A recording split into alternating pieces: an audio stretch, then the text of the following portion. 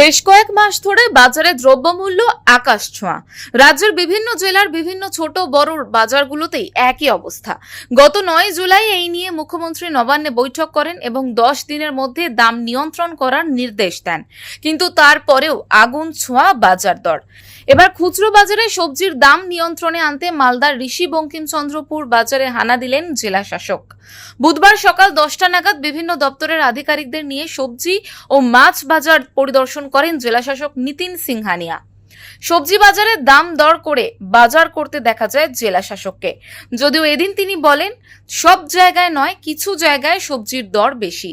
সেই সকল জায়গার বিক্রেতাদের সতর্ক করে দেওয়া হয়েছে। আজকে আমরা দেখলাম যে দামগুলো কেমন আছে এবং দামগুলো সঠিক দামে সবাই বিক্রি করে, যেটা অন্যান্য জায়গায় চলছে।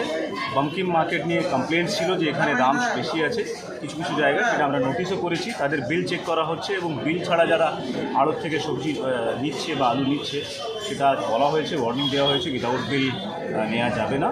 এবং তার সঙ্গে মার্জিন যে রাখে, রিটেল মার্জিন, সেটা একটা বড় মার্জিন রাখা যাবে না। কিছু কিছু ক্ষেত্রে দেখা গেছে তাদেরকে ওয়ার্নিং দেওয়া হয়েছে, কাল থেকে না করলে অ্যাপ্রোপ্রিয়েট অ্যাকশন। এদিন জেলা শাসক ছাড়াও উপস্থিত ছিলেন জেলা উদ্যান পালন দপ্তরের আধিকারিক সামন্ত লায়েক, অতিরিক্ত জেলা শাসক দেবাহুতি ইন্দ্র সহ অন্যান্য আধিকারিকরা। মালদা থেকে প্রশান্ত দাসের রিপোর্ট, ওঙ্কার বাংলা।